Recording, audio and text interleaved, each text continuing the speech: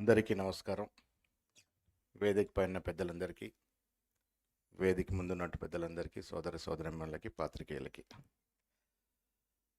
నరహరి గారిని నేను మధ్యప్రదేశ్లో మా మీటింగ్ అని మొదటిసారి కలవడం జరిగింది. వారితో గంటన్నర సేపు మాట్లాడడం జరిగింది. I really appreciate, congratulate you.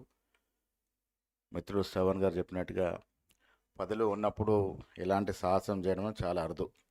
ఆ అరుదైన వ్యక్తుల్లో మీరు చేరిపోయినారు. మీకు ధన్యవాదములు. బీసీల విషయానికి వచ్చినప్పుడు చాలా లోతుగా అధ్యయాలు జరిగినటువంటి సందర్భం. 1953లో కాకా కలేకర్ కమిషన్ మొదలుకొని 79లో మండల్ కమిషన్, తర్వాత రోహిణి కమిషన్ చాలా అధ్యయనాలు చేశాయి. చాలా వాస్తవాలకు బయటకు తీసుకొచ్చినాయి. కొంతమేరకు విజయం కూడా సాధించగలిగినాం ఈ కమిషన్ల వల్ల. రోజులు మారాయి. గతంలో మిత్రులు చెప్పినట్టుగా మనందరినీ కూడా ఓటు సాధనాలుగా మనతో ఓటు వేయించుకొని ఏదో ఒక రకంగా ప్రలోభ పెట్టి ఓట్లు వేయించుకొని వాళ్ళు రాజ్యాధికారినటువంటి సందర్భాలు. ఇప్పుడు బీసీలు ఎన్లైటన్ అవుతూ ఉన్నారు, చదువుకుంటూ ఉన్నారు, తెలివి వచ్చింది. మా వాటా ఏది, మాకు మా వాటా కావాలని అడిగే స్థాయికి చేరినారు. దానికి మనందరం కూడా సంతోషించాల్సిన అవసరం ఉన్నది. ఈ 2-3 సంవత్సరాల్లో చాలా కీలక మార్పులు జరిగినాయి. ముఖ్యంగా రాహుల్ గాంధీ గారు ఇలా లీడర్ ఆఫ్ ఆపోజిషన్ ఈ బీసీ నినాదాన్ని భుజాన్ని వేసుకొని చేతబోని వాడలా తిరుగుతూ గత 5-6 సంవత్సరాలుగా ఎనలేని ప్రచారం తీసుకొచ్చినటువంటి మాట వాస్తవం. ఆయన భారత్ జోడో యాత్ర సందర్భంగా భౌగోళికంగానే వారి పాదయాత్ర చేయడమే కాకుండా ఈ దేశాన్ని సమూలంగా చదవగలిగినారు. చాలా చోట్ల వారికి వచ్చిన వినతులు, విజ్ఞాపనాలు, వారు చదివినటువంటి, వారు అర్థం చేసుకున్నటువంటి సమాజం, ఇవన్నిట్లోంచి పుట్టిందే కుల సర్వే. వారు ఆనాడు ఒక నినాదం ఇచ్చినారు, జిస్కి జతని ఆబాదీ ఉనికి ఉత్ని భాగేదారి. దాంట్లో పుట్టిన నినాదమే ఇవాళకు ఉద్యమంలాగా మారి కాస్ట్ సెన్సస్ రూపంలో తెలంగాణలో చేయడమే కాకుండా మొన్నటి వరకు కాస్ట్ సెన్సస్ గురించి మాట్లాడినటువంటి కేంద్ర ప్రభుత్వం కూడా కాస్ట్ సెన్సస్కు పూనుకోవడం అనేది ఇది రాహుల్ గాంధీ గారి విజయంగా చెప్పక తప్పదు. కారణం, మొన్న ఒక స్పోక్స్ పర్సన్ మీటింగ్లో రాహుల్ గాంధీ గారు ఒక మహారాష్ట్ర స్పోక్స్ పర్సన్ అడిగినారు, సార్ ఇప్పుడు మీరు ఇంత పెద్ద ఎత్తున నినాదం తీసుకున్నారు కదా, గతంలో కాంగ్రెస్ పార్టీ దీన్ని పట్టించుకోలేదు కదా అని. వాస్తవం ఒప్పుకున్నారు ఆయన. ఎస్, గతంలో కాంగ్రెస్ పార్టీ ఎంతైతే ఎస్సీ ఎస్టీలకి లాభం చేకూర్చిందో అంత బీసీలకి చేయలేకపోయినమాట. నేను వారి సమక్షంలో స్పీచ్లో చెప్పాను, మీలో ఒక గొప్ప క్వాలిటీ ఉంది, మీరు గతంలో జరిగిన తప్పిదాన్ని ఒప్పుకుంటా ఉన్నారు, ఇది నాయకుడికి కావాల్సిన లక్షణం. ఒప్పుకోవడం కాకుండా దాన్ని సరిదిద్దే ప్రయత్నంలో మీరు ముందు బాగానే ఉన్నారు కాబట్టి ఈ ఉద్యమం ముందుకు పోతుందని మాట చెప్పడం జరిగింది. నేను వారి సమక్షంలో ఈ కాస్ట్ సెన్సస్ మీద, కాస్ట్ సర్వే మీద ఒక పవర్ పాయింట్ ప్రజెంట్ ఇచ్చాను. యావత్ దేశంలో దాదాపు 450 అధికార ప్రతినిధులు, రాహుల్ గాంధీ గారు, ఖర్గే గారు ఆన్లైన్లో ఉంటే ప్రజెంటేషన్ ఇచ్చినాను. ఆ సందర్భంలో చెప్పడం జరిగింది. మిత్రులారా, రాహుల్ గాంధీ గారి యొక్క ఆకాంక్ష, ఆశనే ఇవాళ తెలంగాణ ప్రభుత్వం నెరవేర్చడం జరిగింది. మేము ఎన్నికలకు ముందు ఈ కాస్ట్ సర్వే చేయాల్సి వస్తుంది, మనం ఇంత ఉంటామని తెలియదు, కానీ కామారెడ్డి డిక్లరేషన్ పేరిట నేనే ఆ డిక్లరేషన్ ప్రవేశపెట్టినాను. కామారెడ్డిలో 42% మేము అధికారంలోకి వస్తే ఇచ్చి తీరుతామనే మాట నిలుపుకట్టుకున్న భాగంలో బాగానే 42% రిజర్వేషన్ ఇవ్వడమే కాకుండా మా మిత్రుడు శ్రీనివాస్ గౌడ్ వచ్చి మీరు ఓన్లీ లోకల్ బాడీస్లో పెడితే సరిపోదన్న, విద్య ఉపాధిలో పెట్టాలన్నప్పుడు కూడా మంత్రివర్గ ఉపసంఘాన్ని ఒప్పించి మెప్పించి రాహుల్ గాంధీ గారి ఆశయాన్ని ముందుకు తీసుకెళ్ళిన ఉద్దేశంతో రేవంత్ రెడ్డి గారు నేను కలిసి 2 బిల్లు రూపంలో అసెంబ్లీలో చట్టం తీసుకొచ్చాం. ఒకటి చట్టసభలో రిజర్వేషన్, ఒకటి విద్యా ఉపాధిలో కూడా. 2 బిల్లు కూడా అన్ని పార్టీల సహకారం, టీఆర్ఎస్ పార్టీ ఉంది, బీజేపీ పార్టీ ఉంది, అన్ని పార్టీల సహకారంతో 2 బిల్లు కూడా సహకారం చేసుకున్నాం. అదే కాకుండా కుల సర్వే కూడా రాహుల్ గాంధీ గారి ఆశయాన్ని తూచా తప్పకుండా ఈ రాష్ట్రంలో జరిపిన ఘనత అగ్రవర్ణాలకు చెందినట్టు రేవంత్ రెడ్డి గారికి దక్కుతుంది. ఒక రెడ్డి అయి ఉండి కూడా రాహుల్ గాంధీ గారి ఆశయాన్ని తూచ తప్పకుండా నెరవేర్చడమే కాకుండా కుల సర్వేని సంపూర్ణంగా శాస్త్రీయబద్ధంగా లొసుకులు ఉన్నాయని కొంత చెప్పినప్పుడు కూడా ఇంత శాస్త్రీయబద్ధంగా ఏ రాష్ట్రంలో ఎక్కడ జరగలే. బీహార్లో ఓబీసీ ముఖ్యమంత్రి నితీష్ కుమార్ గారు కుల సర్వే చేసినారు. బట్ కారణాలు ఏమైనా ఉండొచ్చు కానీ అసెంబ్లీలో టేబుల్ చేయలేకపోయినారు. కర్ణాటకలో ఓబీసీ ముఖ్యమంత్రి సిద్ధరామయ్య నేతృత్వంలో కుల సర్వే చేసినారు. రకరకాల కారణాల్లో టేబుల్ చేయలేకపోయినారు. మళ్ళీ ఇప్పుడు చేస్తూ ఉన్నారు. కానీ తెలంగాణలో అక్కడ ఇద్దరు ఓబీసీ ముఖ్యమంత్రులు, ఇక్కడ అగ్రవర్ణ చెందిన ముఖ్యమంత్రి ఉండి కుల సర్వే చేయడమే కాకుండా టేబుల్ చేశాం. అఫీషియల్గా టేబుల్ చేసి కుల సర్వే చేసి ఎస్టాబ్లిష్ చేశాం. ఇంత పర్సెంట్ ఆఫ్ బీసీస్ ఉన్నారు, ఇంత పర్సెంట్ ఆఫ్ ఎస్టీలు ఉన్నారు ఈ రాష్ట్రంలో అని ఒక అఫీషియల్ డాక్యుమెంట్ ఇవ్వగలిగినాం. ఇది కాంగ్రెస్ పార్టీ చేసినటువంటి మొట్టమొదటి ఓబీసీలకు చేసినటువంటి ఒక కార్యక్రమం. కుల సర్వే చేసాం, కేంద్రానికి పంపించాం. 42% రిజర్వేషన్ కూడా కేంద్రానికి పంపించాం. కేంద్రంలో వెల్ఫేర్ మంత్రిని నేను, పొన్నం ప్రభాకర్ గారు, కొండా సురేఖ గారు ఒక బృందం కలిసినాం. 9th షెడ్యూల్లో చేర్చే విధంగా దీన్ని మీరు ముందుకు తీసుకెళ్ళండి. ఇలా ఓబీసీ ప్రధానమంత్రి గారు ఉన్నారు, మీరు 9th షెడ్యూల్లో చేర్చే విధంగా దీన్ని ముందుకు తీసుకెళ్ళినప్పుడు వారు ఒక మాట చెప్పినారు, గవర్నమెంట్ త్రూ ప్రొసీజర్ ప్రకారం రండి, నేను దీన్ని ఫాలో అప్ చేస్తాను. ఆయన కూడా 7 సార్లు ఎంపీగా చేసినటువంటి ఈ కులాల పట్ల అవగాహన వ్యక్తి మంత్రిగా ఉన్నారు. తప్పకుండా దీన్ని చేస్తామనే మాట చెప్పడం జరిగింది. నేను ఇవాళ మీ అందరూ విజ్ఞప్తి చేస్తూ ఉన్నాను. రాష్ట్ర ప్రభుత్వం తమ కర్తవ్యం భాగంగా 42% రిజర్వేషన్ బిల్లు చట్టం తీసుకొచ్చాం. కుల సర్వే చేసి ఒక అఫీషియల్ డాక్యుమెంటు ఇవ్వగలిగినాం. కానీ సుప్రీంకోర్టు సీలింగ్ ఉన్న దృష్ట్యా ఇది 9th షెడ్యూల్లో, తమిళనాడు తరాలో 9th షెడ్యూల్లో చేరిస్తే తప్ప మనం 50% రిజర్వేషన్ అధిగమించలేమనేది ఒక లీగల్ హడ్డిల్ ఉంది. దాన్ని అధిగమించేందుకు ఇవాళ మనమందరం ఏకం కావాల్సిన అవసరం ఉంది. ఇందాక మిత్రుడు సీనియర్ ఐపీఎస్ ఆఫీసర్ పూర్ణచంద్రరావు గారు చెప్పారు ఒక మాట. నేను కూడా చాలా సందర్భాల్లో బీసీ మీటింగ్లు చెప్తా ఉంటాను. ఎవరు ఏ కులంలో పెడితే ఆ కులాన్ని అభిమానించడం తప్పులేదు. నేను గౌడంలో కులంలో పుట్టినందుకు గర్విస్తూ ఉన్నాను. కానీ ఇవాళ పరిస్థితి ఏంటంటే కొద్ది సంవత్సరాల పాటు మన కులాన్ని పక్కన పెట్టాల్సిన అవసరం ఉన్నది. కులాలు కాదు, మేమంతా బీసీలము, మా సంఖ్య ఎంత ఉంది అంటేనే మనం ముందుకు పోతాం. ఇప్పుడు ఏమైపోతుంది రాష్ట్రంలో, మా అన్న ఈటలందరూ మేము ముదిరాజులం అని చెప్తాడు, ఇంత సంఖ్య ఉందని చెప్తారు. నేను గౌడ్లు ఇంత సంఖ్య ఉందని చెప్తా ఉన్నాను, కాపులు ఇంత సంఖ్య, పద్మశ్రీ. ఈ సంఖ్య పోట్లాటలో ఎక్కడికక్కడ చితికిలపడిపోతా ఉన్నాం. ఇది వాస్తవం. కులాల పేరిట ముందుకు పోతే కులాలుగానే మిగిలిపోతాము. అగ్రవర్ణాలు ఏమంటా ఉన్నారు, ఈ కులాలు ఎప్పుడు ఏకం కావు, ఒకరికొకరికి సొగసది, ఒకరికొకరు గిట్టది, వీళ్ళు ఏకం కారగడు, మాకేం బాధ లేదు, మాకేం నొప్పి లేదు అన్న దాంట్లో ఉన్నారు. మనం ఏకమైతే తప్ప మన హక్కులు మనకు రావు. ఇది వాస్తవం. ఏకంగా ఉన్నప్పుడు ఎంత ఉన్నాం మనం ఈ రాష్ట్రంలో? ఇదే రాష్ట్రంలో చూసుకుంటే ముస్లింలు పక్కన పెడితే దాదాపు 46-47% ఉంటాం. అవునా శ్రీనివాస్ గౌడ్ గారు? 47% ఉంటాం. డివైడ్ అయితే ఎంత ఉంటాము? 2, 3, 5, 6% పడిపోతాం. ఇది కాదు. కులాభిమానం ఉండాల్సిందే. కులాలు లేనిది దేశం లేదు. ఈ దేశం అంతా కూడా కులాలతోనే నిర్మితమైనటువంటి దేశం ఇది. ప్రతి రాష్ట్రంలో కులాలు ఉన్నాయి.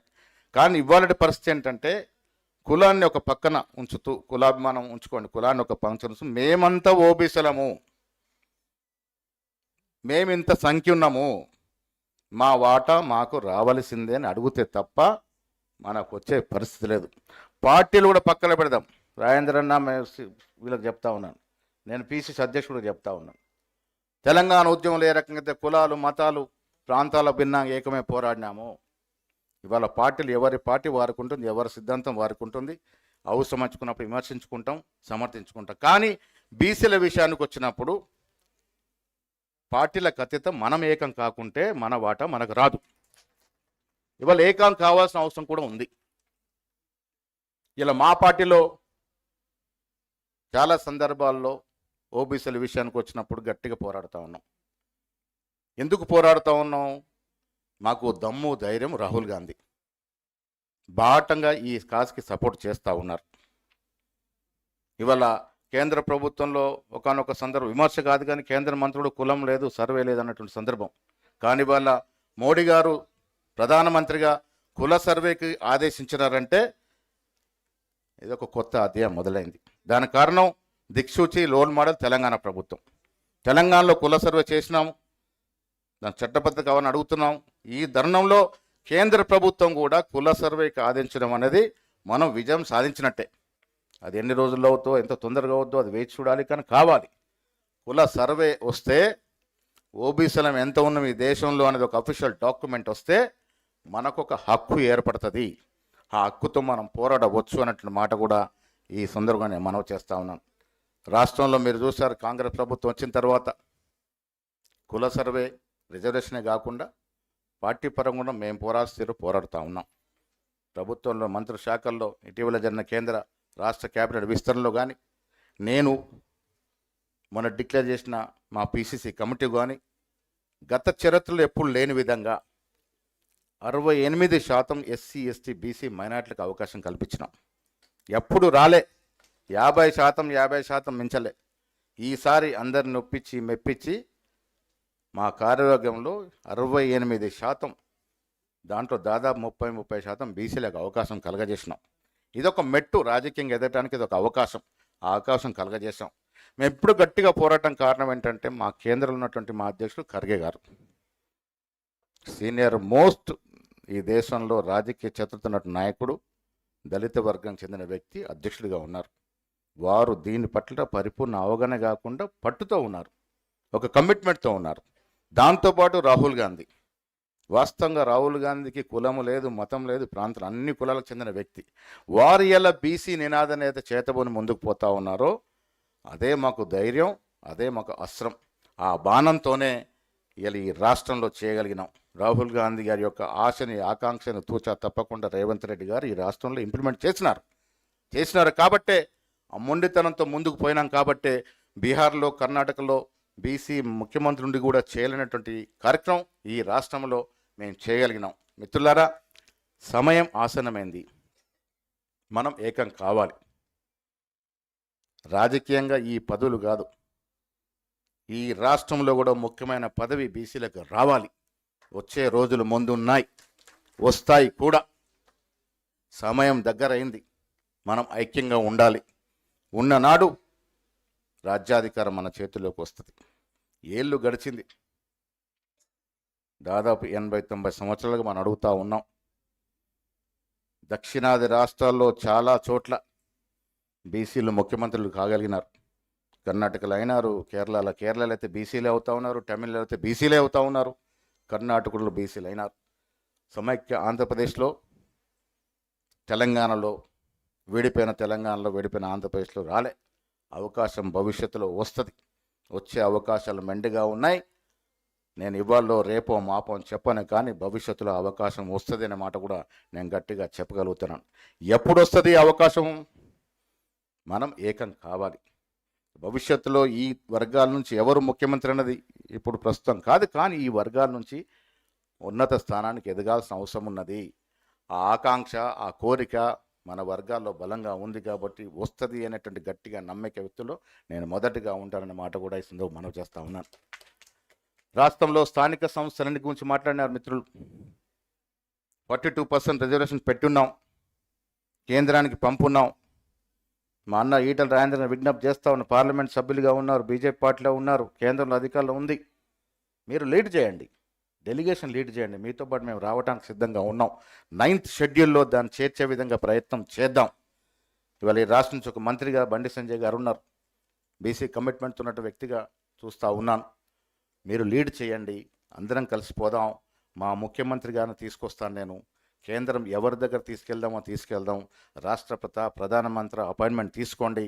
9th షెడ్యూల్లో చేర్చే విధంగా మనం ఒత్తిడి తీసుకురాగలిగి అది సక్సెస్ అవుతే మాత్రం అఫీషియల్గా మనం ఈ రాష్ట్రంలో ఆ వాటా పొందేటట్టు అవకాశం మెండుగా ఉంది అన్నట్టు మాట ఈ సందర్భంగా మనవి చేస్తూ ఉన్నాను. మేము సిద్ధంగా ఉన్నాం. కాంగ్రెస్ పార్టీలో రాష్ట్ర పార్టీ అధ్యక్షుడిగా నాకు కొన్ని పరిమితులు ఉన్నప్పటికీ కూడా బీసీ అంశం వచ్చినప్పుడు బాటంగా మేము వాటాను అడుగుతూ ఉన్నాం. అది రాహుల్ గాంధీ వద్ద కావచ్చు, ఖర్గే గారి వద్ద కావచ్చు, రేవంత్ రెడ్డి గారి దగ్గర కావచ్చు. రేవంత్ రెడ్డి గారు కూడా నాకు దగ్గర మిత్రులు కూడా చెప్తా ఉన్నాను. ఆయన పీసీసీ ఆయన మొదట్లో ఒక మాట చెప్పినాడు నాకు. అప్పుడు ఆయన్ని ఆపోజ్ చేస్తూ ఉంటుంది. కొత్తగా వచ్చినారు పీసీసీ అధ్యక్షుడు ఎలా అని. ఆనాడు ఒక మధ్య ఉన్న మిత్రుడితో నా దగ్గరకు వచ్చి చెప్పినారు, నేను సోషల్ జస్టిస్ని నమ్ముతాను, కులాల సమీకరణ నమ్ముతాను, నేను ఫలానా నాయకున్నారు పనిచేశాను, నేను రేపు అధ్యక్షుడు అవుతే ఇలాంటి కులాల సమీకరణ సోషల్ జస్టిస్కి పరిపూర్ణ న్యాయం చేస్తాననే మాట చెప్పడం జరిగింది. నిలబెట్టుకున్నాడు కూడా. ముఖ్యమంత్రిగా ఇవాళ ఈ రాష్ట్రంలో కుల సర్వే జరిగిందంటే ఆయన పట్టుదలతో ముందుకు పోవడం వల్లే జరిగింది. మేమంతా గట్టిగా పోరాడుతూ ఉన్నాం, కానీ పోరాడినా ముఖ్యమంత్రి స్థానంలో ఉన్న వ్యక్తి ఒప్పుకుంటేనే అయ్యేది. అలా ఒప్పుకున్నాడు, వారికి ఆ కమిట్మెంట్ ఉంది కాబట్టి ఇవాళ మనం కాస్ట్ సర్వే జరపగలిగినాం, 42% చట్టాన్ని తీసుకురాగలిగినాం. ఇంకా అక్కడక్కడ కొంత లొసుగులు ఉన్నాయి, సరిదిద్దే ప్రయత్నం ఉన్నాం. విత్ ఇన్ ద 4 walls మేము చర్చలు జరుపుకుంటూ ఉన్నాం. ఎక్కడ అవకాశం ఉంటే అక్కడ వీలుండి ఇచ్చేటువంటి ప్రయత్నాలు చేస్తూ ఉన్నాం. అందుకే మిత్రులారా, నేను మళ్ళీ చెప్తా ఉన్నాను, బీసీలకి మంచి రోజులు వస్తూ ఉన్నాయి. మనం ఏకంగా ఐక్యంగా ఉండాలి. ఇలా ఎవరి హక్కులకు వారికి ఇవ్వాలని నినాదం రాహుల్ గాంధీ గారు తీసుకున్నారు. ఇవాళ దేశంలో అధికారుల కోసం కుల సర్వే చేస్తారన్న మాట చెప్పున్నారు, కానీ అదృష్టవశాత్తు మోడీ గారే దాన్ని ప్రకటించినారు. కాబట్టి దాన్ని సద్వినియోగం చేసిన విధంగా మనమందరం, మళ్ళీ చెప్తా ఉన్నాను, పార్టీలకు అతీతంగా బీసీల విషయం వచ్చినప్పుడు మేము కూడా మా ఐక్యం పెద్దలకు చెప్పుకుంటాం, ఇది మా నినాదము, మేము దీంట్లో పోతామనే మాట గట్టిగా చెప్పుకునే అవకాశం ఉంది. కాబట్టి పార్టీలకు అతీతంగా మనం ఐక్యంగా ముందుకు పోదాం. నరహరి గారు ఒక మంచి డైరెక్షన్ ఇచ్చినారు. మీరు మాకు ఒక దిక్కు చూసి మీరు నిజంగా కూడా ఇప్పుడు అధికారంలో ఉండి ఆ బుక్ రాసినారు. బుక్కులు చదవాలి, యువతరం కొత్త తరం పుస్తకాలు చదవాలి. ఇవాళ యువతరం అంతా కూడా ఫోన్లు, మెసేజ్లు, వాట్సాప్కి పరిమితం అవుతూ ఉన్నారు. ఇది మంచిది కాదు. పుస్తకాలు చదవాలి, చరిత్ర చదవాలి, గతం తెలవాలి. గతం తెలిస్తేనే భవిష్యత్తుకి బాటలు వేసుకోగలుగుతాం. పుస్తకాలు చదవాలి. నరహరి గారు రాసిన పుస్తకం కూడా నేను ఒక 3-4 పేజీలు చదవగలిగినాను. చక్కటి సందేశం ఇవ్వగలిగినారు. ఇది కూడా చదవాలి. ఇది మనకు ఒక దిక్సూచిగా ఉపయోగపడుతుంది అనేటువంటి మాట కూడా ఈ సందర్భం మనవి చేస్తూ మరొకసారి మనస్ఫూర్తిగా నరహరి గారికి అభినందన తెలియజేస్తూ, మీరు రచించిన పుస్తకాన్ని ముందు పెట్టుకొని మనం భవిష్యత్తుకి బాటలు వేస్తామనే మాట కూడా చెప్తూ మీ అందరి నుంచి సెలవు తీసుకుంటా ఉన్నాను. జై హింద్, జై Congress. Thank you, Mahesh Garu. Thank you so much for coming and gracing the event.